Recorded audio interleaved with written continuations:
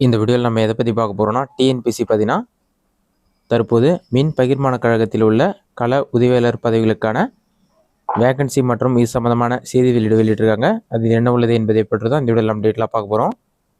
இதுதான் பார்த்தீங்கன்னா தற்போது வெளியான செய்தி வெளியீடு. இதில் என்ன சொல்லியிருக்காங்கன்னா, தமிழ்நாடு அரசு பணியாளர் தேர்வாணையம் சொல்லி மென்ஷன் பண்ணிட்டு செய்தி வெளியீட்டின் 123/2025 மென்ஷன் பண்ணிட்டு நாள் பார்த்தீங்கன்னா 2/9/2025 சொல்லி மென்ஷன் பண்ணிருக்காங்க. அதுக்கு பார்த்தீங்கன்னா செய்தி குறிப்புன்னு சொல்லி கொடுத்துட்டு ஒருங்கிணைந்த தொழில்நுட்ப பணிகள் தேர்வு தொழில் பயிற்சி நிலை 2/2025 சொல்லி கொடுக்குறாங்க. அதுக்கடுத்து தான்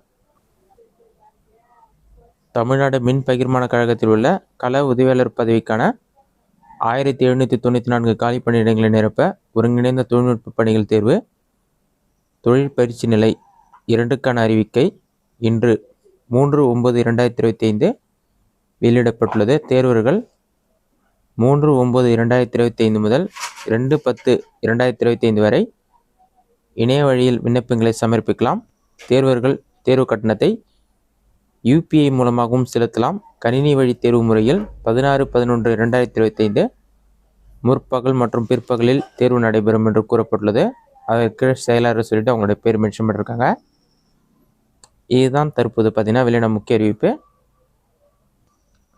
நீங்கள் இந்த ஜாப் விண்ணப்பிக்கிறதா இருந்தால் இந்த வெப்சைட்லேயே அப்ளை பண்ணலான்னு சொல்லி மென்ஷன் பண்ணியிருக்காங்க.